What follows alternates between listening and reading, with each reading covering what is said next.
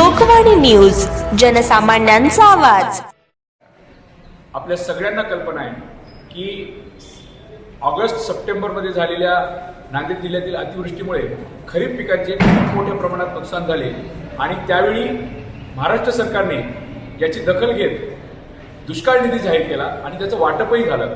आणि ती घोषणा करताना सन्माननीय मुख्यमंत्री देवेंद्रजी फडणवीस यांनी शेतकऱ्यांना पीक विमा कंपनीकडून हेक्टरी 17,000 रुपये परतावा देऊ अशी घोषणाही त्यावेळी केली। पण आज मार्च संपत आहे, आज तागायत शेतकऱ्यांना त्यांच्या हक्काचा पीक विमा अजून मिळाला नाही। म्हणून आम्ही अनेक वेळा नांदेडच्या जिल्हाधिकारी महोदयाशी पाठपुरावा केला। आज आम्ही आलेलो आहोत पुणे येथे महाराष्ट्राचे कृषी आयुक्तांना निवेदन देऊन आम्ही या मागणीचा पाठपुरावा केलेला आहे की तात्काळ आपण पीक विमा कंपनीला आदेशान्वित करावे आणि लवकरात लवकर शेतकऱ्यांचा हक्काचा पीक विमा तात्काळ वितरित करावा, अन्यथा शेतकऱ्यांना रस्त्यावर उतरून आंदोलन केल्याशिवाय पर्याय राहणार नाही। आणि हा शेतकऱ्यांचा हक्काचा पीक विमा आहे। जेव्हा महाराष्ट्र सरकार म्हणते की मोठ्या प्रमाणात तेव्हा खरीप पिकाची नुकसानी झाली, त्याची दुष्काळ निधीही महाराष्ट्र शासनाने दिली, पण पीक विमा कंपन्या मात्र अजूनही पीक विमा परतावा द्यायला तयार नाहीत।